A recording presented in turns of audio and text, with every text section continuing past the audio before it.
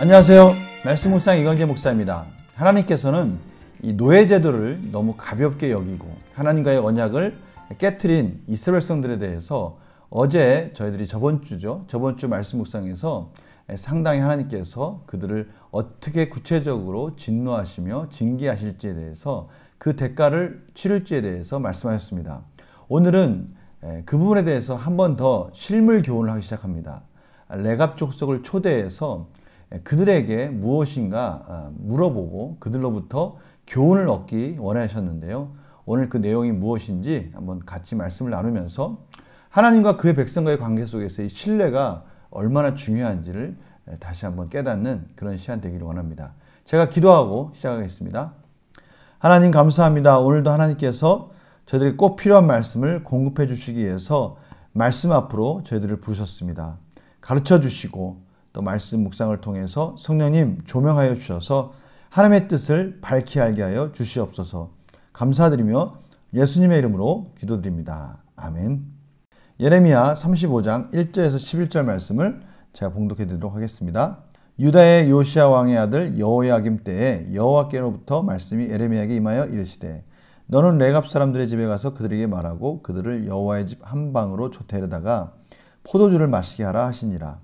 이에 내가 하바시냐의 손자요 예레미야의 아들인 야하샤냐와 그의 형제와 그의 모든 아들과 모든 레갑들을 데리고 여호와의 집에 이르러 잇다랴의 아들 하나님의 사람 하난의 아들들의 방에 들였는데 그 방은 고관들의 방 곁이요 문을 지키는 살룸의 아들 마아세야의 방 위더라. 내가 레갑 사람들의 후손들 앞에 포도주가 가득한 종지와 술잔을 놓고 마시라 권하매 그들이 이르되 우리는 포도주를 마시지 아니하겠노라. 레갑의 아들 우리의 선조 요나답이 우리에게 명령하여 이르기를 너희와 너희 자손은 영원히 포도주를 마시지 말며 너희가 집도 짓지 말며 파종도 하지 말며 포도원을 소유하지도 말고 너희는 평생 동안 장막에 살아라. 그리하면 너희가 머물러 사는 땅에서 너희 생명이 길리라 하였으므로 우리가 레갑의 아들 우리 선조 요나답이 우리에게 명령한 모든 말을 순종하여 우리와 우리 아내와 자녀가 평생 동안 포도주를 마시지 아니하며 살 집도 짓지 아니하며 포도원이나 밭이나 종자도 가지지 아니하고 장막에 살면서 우리 선조 요나답이 우리에게 명령한 대로 다 지켜 행하였노라. 그러나 바벨론의 느부갓네살 왕이 이 땅에 올라왔을 때에 우리가 말하기를 갈대아인의 군대와 수리아의 군대를 피하여 예루살렘으로 가자 하고 우리가 예루살렘에 살았노라. 아멘. 오늘 하나님께서 예레미야를 통해서 레갑 족속을 초대해서 그들의 고관들 앞에서 포도주를 권해보라고 말씀하십니다. 이 포도주를 권했을 때 그들이 거절한다는 것은 참으로 힘든 일일 수도 있습니다. 왜냐하면 이 포도주를 권함으로 인해서 서로 간의 친분을 확인하는 중요한 과정이고 교제의 과정이기도 합니다. 그러나 레갑 족속들은 예레미야가 권하는 그 포도주를 거절을 합니다. 이유는 간단합니다. 조상들이 자신들이 이 포도주를 마시는 것을 허락하지 않았다라는 것이죠. 그리고 더욱이 포도주뿐만이 아니라 오늘 7절에 보니까요. 집도 짓지 말며 파종도 하지 말며 포도원을 소유하지도 말고 너희는 평생 동안 장막에 살아라. 그리하면 너희가 머무르 사는 땅에서 너희 생명이 길리라. 이렇게 말을 했다는 거예요. 그들이 안정적으로 사는 모습은 아니지만 그들은 그렇게 살아야 그들 레갑 족속으로서의 그 독특한 그들만의 정체성을 지킬 수 있다라는 것이죠.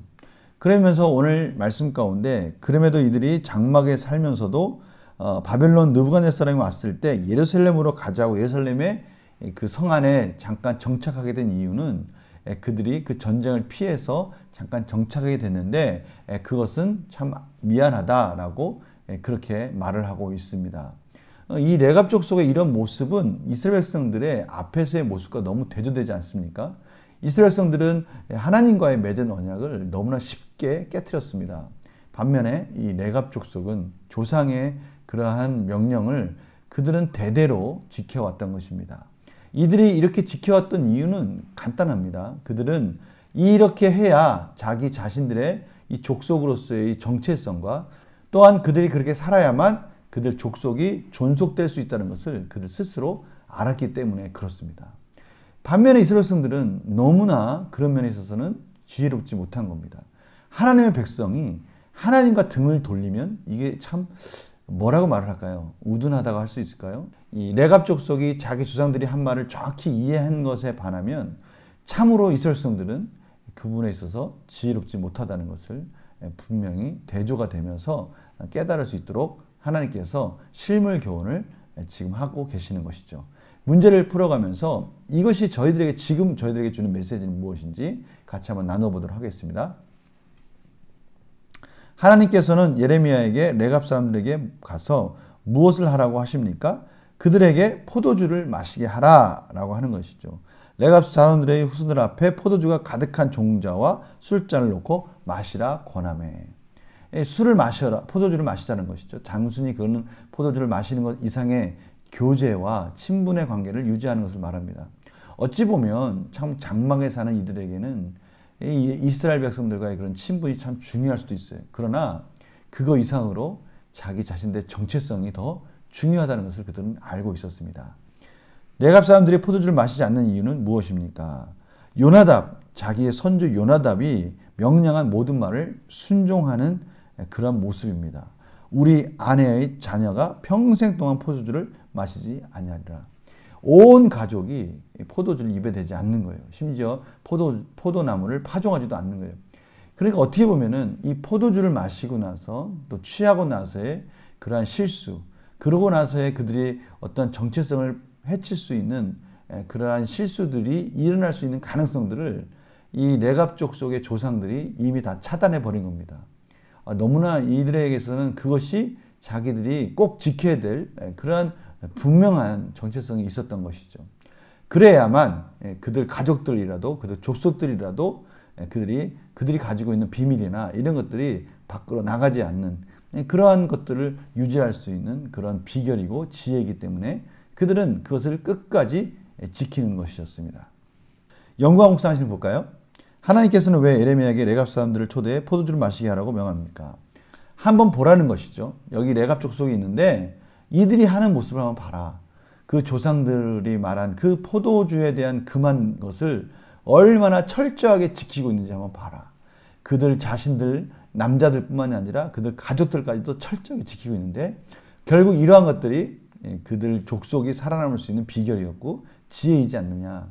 그런데 이스라엘 백성들 너희들은 도대체 어떻게 해서 이렇게 하나님과의 언약을 쉽게 깨뜨릴 수 있느냐라는 것을 하나님께서는 지금 질문하고 계시는 것이죠. 느낀 점 볼까요?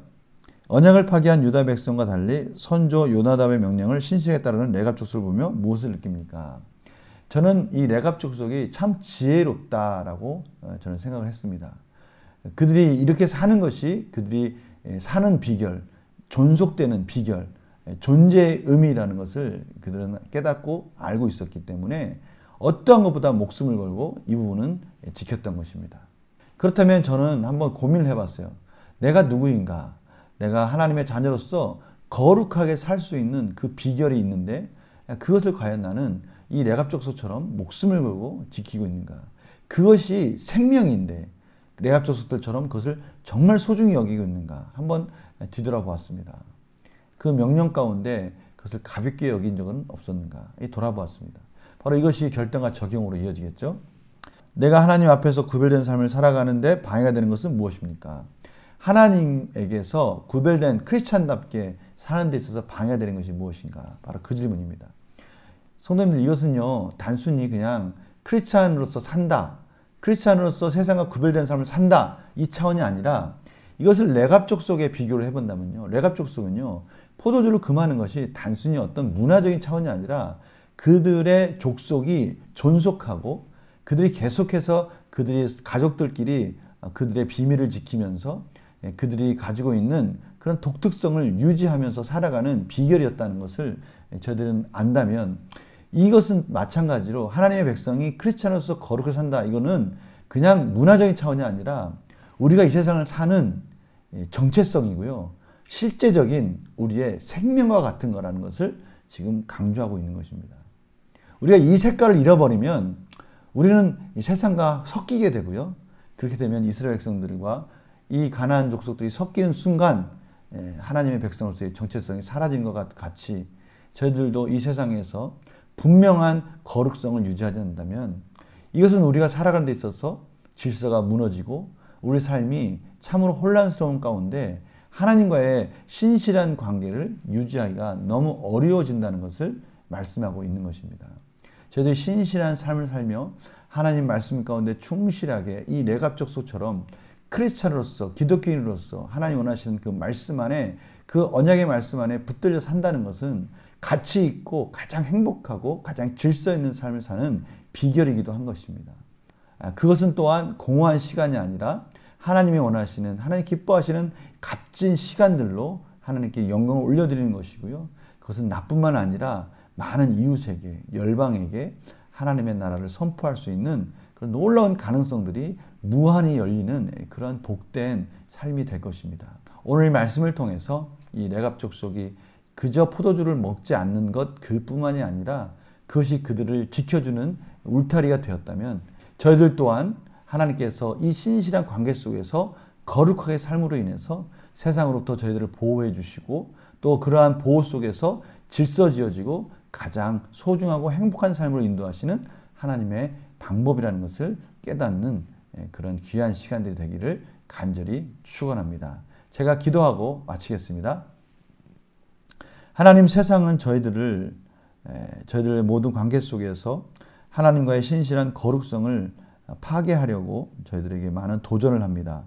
하나님, 저희들 이 레갑 족속들처럼 그들이 단순히 선조와의 약속을 지킴으로 인해서 그들의 정체성이 흔들리지 않았던 것처럼 저희들은 거룩하신 하나님의 자녀라는 사실을 잊지 않게 하여 주시고 말씀 속에서 늘 하나님의 말씀을 신실에 따라감으로 가장 소중하고 가치 있는 인생으로 하나님께 드릴 수 있도록 인도하여 주시옵소서. 감사드리며 예수님의 이름으로 기도드립니다. 아멘.